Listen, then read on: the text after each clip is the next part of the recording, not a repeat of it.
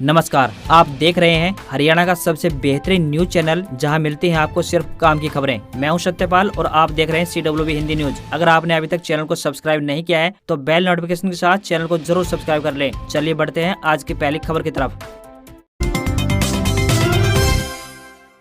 Ration depot में लगेंगी micro ATM machine, Hisar सहित इन जिलों में शुरू होगा प्रोजेक्ट। हरियाणा में राशन डिपो में माइक्रो ATM मशीनें लगाई जाएंगी। हरियाणा में स्थित करीब 9500 राशन डिपो में माइक्रो ATM मशीन लगाई जाएंगी। इससे ग्रामीण अपने घर के नजदीक पैसे जमा कर सकेंगे और निकाल भी सकेंगे। बैंक में बैलेंस को भी माइक्रो ATM मशीन के जरिए चेक किया जा सकेगा। उप मुख्यमंत्री हरियाणा ने कहा कि प्रथम चरण में गुरुग्राम, फरीदाबाद, हिसार, करनाल तथा पंचकुला में पायलट प्रोजेक्ट के तौर पर यह मशीनें लगाई जाएगी। उप मुख्यमंत्री श्री दुष्यंत चौटाला ने वीरवार को एक कंपनी द्वारा तैयार की गई मशीन का डेमो देखते हुए यह बात कही। डिपो होल्डरों को बैंक की सहायता करने की एवज में कमीशन भी मिलेगा, जिससे उनकी आमदनी और बढ़ेगी।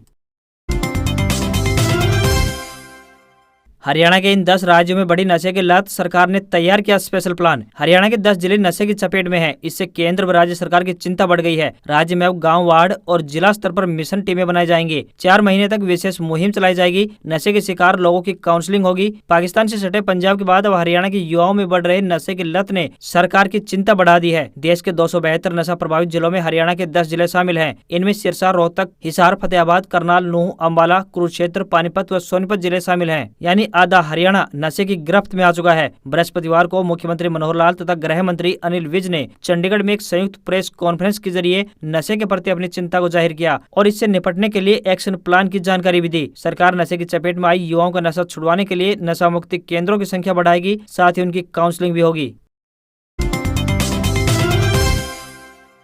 अब CSC के जरिए मात्र 30 रुपए में ले सकते हैं कानूनी सलाह। टेली लॉ कंसल्टेंट्स देंगे सलाह। अब आम जनता कॉमन सर्विस सेंटर यानी CSC के माध्यम से कंप्यूटर पर वीडियो कॉन्फ्रेंसिंग या टेलीफोन के माध्यम से कानूनी सलाह ले सकते हैं। इससे टेली लॉ के जरिए अधिकृत वकीलों से कानूनी सलाह ली जा सकती है। कॉमन सर्विस सेंटर यानी CSC पर जनरल कैटेगरी के पुरुषों से 30 रुपए और बाकी कैटेगरी को निःशुल्क कानूनी सलाह प्रदान की जाती है। 1 फरवरी से विशेष अभियान भी चलाया गया है, जिसमें प्रदेश भर से 3265 लोगों ने रजिस्ट्रेशन किया है, जिसमें से 2277 लोगों ने अपने केसों के बारे में कानूनी सलाह ली। पिछड़े जिलों में गिने जाने वाले नूंह जिले में सबसे ज्यादा रजिस्ट्रेशन लोगों ने कराए हैं। यहाँ तक कि कानूनी सलाह भी सबसे ज्यादा यानी 1186 लोगों ने ली है। कानूनी सलाह लेने के लिए संबंधित व्यक्ति को CSC सेंटर पर जाकर अपना रजिस्ट्रेशन मोबाइल नंबर से कराना होता है। इसके बाद संबंधित व्यक्ति के पास SMS से निर्धारित तिथि और समय की जानकारी दी जाती है। निर्धारित तिथि व समय पर पहुंचकर व्यक्ति चयनित वकील से फोन एवं वीडियो कॉन्फ्रेंसिंग के जरिए अपने केस से संबंधित जानकारी ले सकता है। यूक्रेन रशिया वार को लेकर हरियाणा ने भी जारी किया हेल्पलाइन नंबर। CM बोले हम साथ हैं। यूक्रेन में अनिश्चितताओं के दौर के बीच हरियाणा सरकार ने भारतीय नागरिकों की मदद के लिए एक हेल्पलाइन नंबर जारी किया है। हरियाणा के CM मनोहर लाल ने लोगों से कहा है कि वे घबराएं नहीं, सरकार उनकी हर संभव मदद करेगी। यूक्रेन में मौजूदा अनिश्चितताओं और तनाव को देखते हुए हरियाणा के मुख्यमंत्री मनोहर लाल ने वहाँ फंसे भारतीयों से आग्रह किया कि वे घबराहट व चिंता से दूर रहें। उन्होंने कहा कि हरियाणा सरकार भारतीय नागरिकों को देश वापसी के लिए विदेश मंत्रालय यानी भारत सरकार के साथ संपर्क में है और हर सहयोग देने को तैयार है। चंडीगढ़ में मीडिया कर्मियों से बातचीत में हरियाणा के CM मनोहर लाल ने कहा कि मामले को लेकर हरियाणा सरकार विदेश मंत्रालय से निरंतर संपर्क में है। यूक्रेन में हरियाणा के भी लगभग 2000 लोग फंसे हुए हैं। हरियाणा सरकार ने भी इसके लिए कंट्रोल रूम स्थापित किया है। राज्य सरकार ने 92 123 14 595 यानी 9212314595 व्हाट्सएप नंबर जारी किया है। एलोवेरा को हिंदी भाषा में घृत कुमारी कहते हैं। आयुर्वेद में इस पौधे का खासा महत्व है। यह त्वचा के साथ ही पेट से संबंधित कई तरह के रोगों की चिकित्सा में उपयोग किया जाता है। एलोवेरा पिछले कुछ साल से नहीं बल्कि सदियों से स्किन केयर रूटीन का हिस्सा है। आज एलोवेरा एकदम जाना पहचाना नाम है और ज्यादातर लोग इसे अपने घर में लगाना पसंद करते हैं। रात को चेहरे और गर्दन पर एलोवेरा जेल लगाकर सोने से त्वचा तुरंत रिपेयर होती है। डेड स्किन के जमा होने से बेरंग हुई त्वचा काफी सुंदर और ग्लोइंग नजर आने लगती है, क्योंकि एलोवेरा जेल एक नेचुरल हीलर है जो त्वचा में समाकर इसे अंदर से रिपेयर करने का काम करता है। एलोवेरा जेल में एंटीबैक्टीरियल गुणों से भरपूर होता है, इसलिए जब आप लेप के रूप में इसे रात को सोने से पहले अपने चेहरे पर लगा लेते हैं और रात भर के लिए लगा हुआ छोड़ देते हैं तो आपकी त्वचा से एक्ने सहित एक्ने के दाग और धब्बे भी गायब हो जाते हैं। एलोवेरा लगाने के तरीके की बात करें तो रात को सोने से पहले आप अपने चेहरे को धोकर साफ कर लें। इसके बाद अपने चेहरे पर एलोवेरा जेल लगाकर हल्के हाथों से मसाज करें। जब त्वचा जेल को सोख ले तो एक थोड़ा और एक जेल लेकर त्वचा पर एक परत बनाएं और फिर सो जाएं। सुबह तक आपकी त्वचा का ग्लो कई गुना बढ़ जाएगा।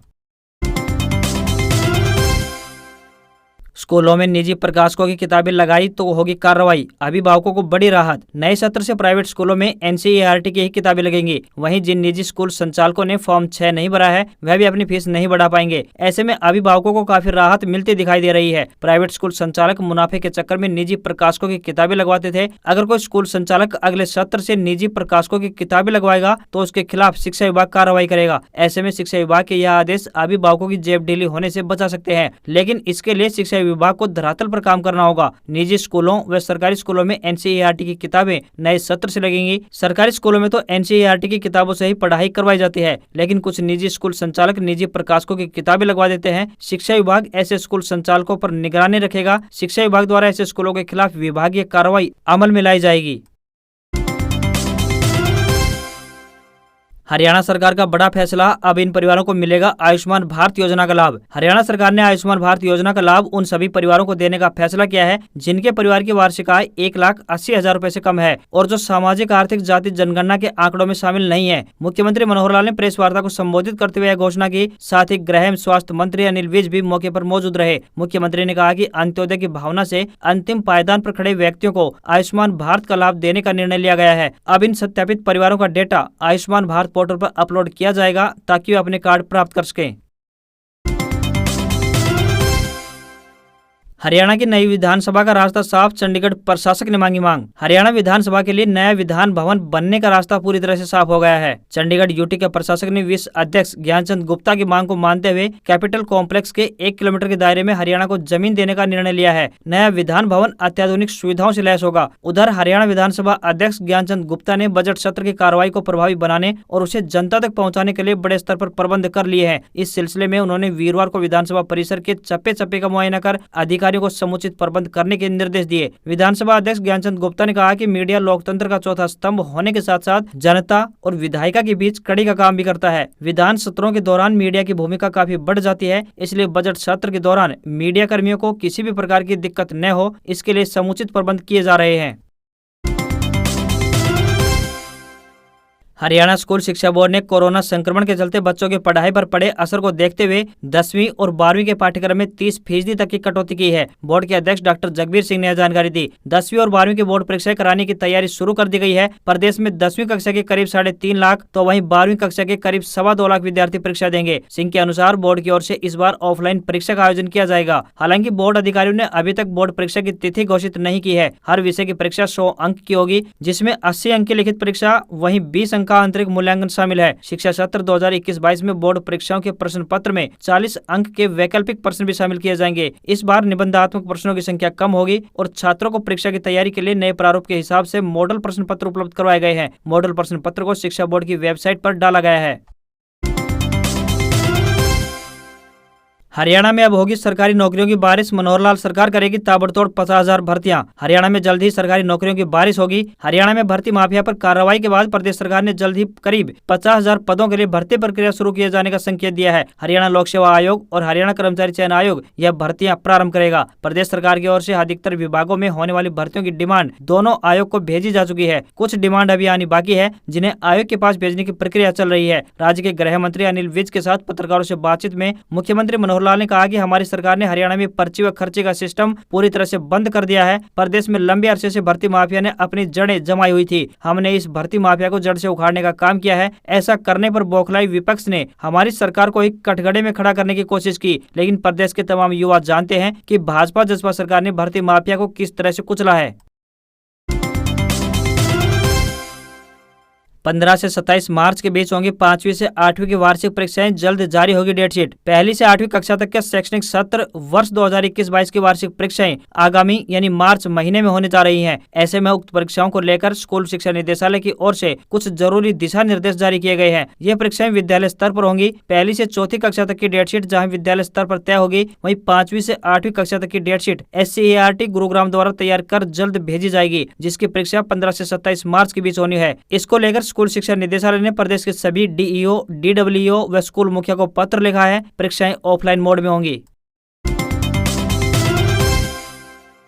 पैसों की अचानक पड़ने वाली जरूरत को पूरा करने के लिए लोग लोन लेते हैं। इसके लिए कई बैंक अपनी अपनी ब्याज दरों पर लोन की सुविधा मुहैया कराते हैं। फिर ये लोन चाहे घर खरीदने के लिए हो या फिर दूसरे खर्चे के लिए। अगर आपको पर्सनल लोन की दरकार है तो एक खबर आपके लिए काम की है। हम यहाँ आपको बता रहे हैं कि ऐसे कौन कौन से सरकारी बैंक हैं जो कम ब्याज दर पर लोन मुहैया करा रहे हैं। लोन की भुगतान अवधि आमतौर पर 12 से 60 महीनों के बीच होती है, यानी 1 साल से लेकर 5 साल के लिए होती है। आप अपनी वित्तीय जरूरतों को पूरा करने के लिए 5 लाख रुपए तक का पर्सनल लोन अगर लेना चाहते हैं तो कई ऐसे बैंक हैं जो फिलहाल 10% से भी कम ब्याज दर पर मुहैया करा रहे हैं। आपको लोन लेने के बाद कितनी EMI का भुगतान करना पड़ेगा, ये हम आपको इस रिपोर्ट में बता रहे हैं। इस लिस्ट में सबसे पहला बैंक आता है इंडियन बैंक, जो कि 8.50% ब्याज की दर पर आपको 10,285 रुपए की EMI के भुगतान करना होगा। उसके बाद यूनियन बैंक 8.90% की ब्याज दर पर आपको 10,355 रुपए का भुगतान करना होगा। वहीं बात करें PNB की तो 8.90% ब्याज दर पर यह आपको लोन देगा। वहीं किस्त की बात करें तो 10,355 रुपए महीने बनेगी। बैंक ऑफ बड़ौदा की बात करें तो 10% की ब्याज दर लगेगी,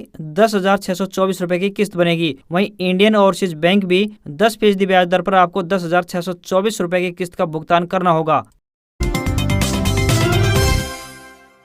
RBSE 10वीं 12वीं बोर्ड एग्जाम का टाइम टेबल जारी। 24 मार्च से शुरू होकर 26 अप्रैल तक चलेंगी परीक्षाएं। वैकल्पिक सब्जेक्ट के पहले होंगे एग्जाम। राजस्थान माध्यमिक शिक्षा बोर्ड ने वर्ष 2022 की मुख्य परीक्षाओं का परीक्षा कार्यक्रम बृहस्पतिवार को जारी कर दिया है। सीनियर सेकेंडरी परीक्षाएं गुरुवार 24 मार्च से आरंभ होकर मंगलवार 26 अप्रैल को समाप्त होंगी। बोर्ड सचिव मेघना चौधरी ने बताया कि शिक्षाविदों की राय पर सीनियर सेकेंडरी स्तर पर पहली बार बड़े अनिवार्य विषयों के स्थान पर छोटे वैकल्पिक विषयों की परीक्षा होगी। अब तक बड़े अनिवार्य विषयों की परीक्षा पहले होती थी। सेकेंडरी प्रवेशिका और समकक्ष परीक्षाएं गुरुवार 31 मार्च से प्रारंभ होंगी और मंगलवार 26 अप्रैल को समाप्त होंगी। परीक्षाएं सुबह 9 बजे से आरंभ होकर 11:45 तक चलेंगी। बोर्ड का यह परीक्षा कार्यक्रम बोर्ड की वेबसाइट www.rajeduboard.rajasthan.gov.in पर उपलब्ध रहेगा।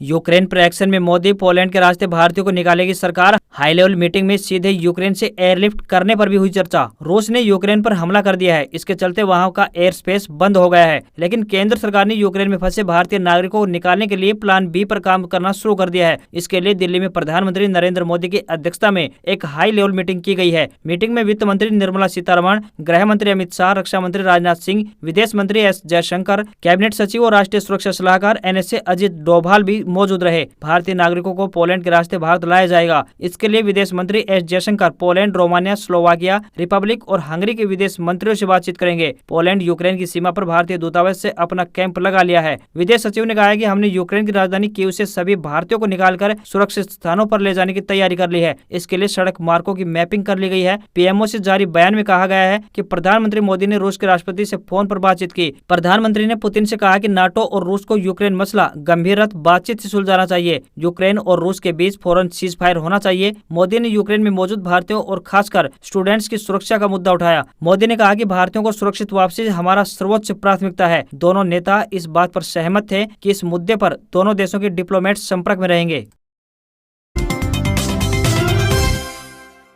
बाइडेन बोले, पुतिन से अब कोई बातचीत नहीं होगी, उन्हें हमले की कीमत चुकानी पड़ेगी। रूसी बैंकों के अरबों डॉलर के एसेट्स फ्रीज। रूस यूक्रेन विवाद गुरुवार को जंग में तब्दील हो गया। रूसी फौज ने सुबह 8:30 बजे यूक्रेन की राजधानी कीव समेत 12 जगहों पर मिसाइल हमले किए। यूक्रेन के 54 सैनिक और 10 सिविलियन मारे गए हैं। यूक्रेन ने 50 रूसी सैनिकों को मार गिराने का दावा किया है। रूस ने यूक्रेन के चेरनोबिल एटमी प्लांट पर भी कब्जा कर लिया है। दिल्ली में यूक्रेनी एम्बेसडर ने भारत से मदद के गुहार के बाद प्रधानमंत्री मोदी ने व्लादिमीर पुतिन से करीब 25 मिनट बातचीत की। अमेरिकी राष्ट्रपति जो बाइडेन गुरुवार शुक्रवार की दरमियानी रात एक बार फिर दुनिया के सामने आए। कहा, व्लादिमीर पुतिन से बातचीत का कोई प्लान नहीं है, उन्होंने पूरी दुनिया को खतरे में डाल दिया है। यूक्रेन पर हमले की रूस को गंभीर कीमत चुकानी होगी। अब रूस कमजोर और बाकी दुनिया मजबूत होगी। रूस का फाइनेंशियल सिस्टम अब डॉलर्स, यूरो, पाउंड्स या येन में पहले की तरह कारोबार नहीं कर सकेगा। उसके मिलिट्री सिस्टम को भी नुकसान होगा। रूसी बैंकों के करीब 1 लाख करोड़ डॉलर के एसेट्स अब होल्ड किए जा रहे हैं। 4 बड़े बैंकों का अमेरिका में बैन किया जा रहा है। इन बैंकों के तमाम एसेट्स फ्रीज कर दिए गए हैं। उधर दूसरी तरफ British prime minister Boris Johnson ने गुरुवार देर रात संसद में कहा कि पुतिन ने अपने हाथ यूक्रेन के मासूम लोगों के खून से रंग लिए हैं। यह दाग कभी साफ नहीं हो पाएंगे। हमने रूस के सभी बैंकों को अपने फाइनेंशियल सिस्टम से बाहर कर दिया है। अब रूस को हमले के नतीजे पता लगेंगे। इसके पहले रूस के राष्ट्रपति व्लादिमीर पुतिन ने नेशनल टेलीविजन पर हमले का ऐलान किया। कहा, रूस और यूक्रेन के बीच किसी ने भी दखल दिया तो अंजाम बहुत बुरा होगा। उनका सीधा इशारा अमेरिका और नाटो फोर्सेज की तरफ था। बयान के 5 मिनट बाद ही यूक्रेन की राजधानी कीव समेत कई प्रांतों में 12 धमाके हुए। थे। कीव पर मिसाइल अटैक भी हुआ, वहाँ एयरपोर्ट बंद कर दिया गया। इस कदम के चलते यूक्रेन में फंसे भारतीयों के लिए रेस्क्यू मिशन भी रोकना पड़ा। यूक्रेन गई एयर इंडिया की फ्लाइट डेंजर जोन अलर्ट के चलते वापस लौट आई। और अंत में आइए अब एक नजर और डाल लेते कुछ अहम और बड़ी खबरों पर। यूक्रेन पर हमला, 4 घंटे में 3 लाख करोड़ साफ। एलन मस्क को 1.03 लाख करोड़ का घाटा। अंबानी की संपत्ति 22,000 करोड़ घटी।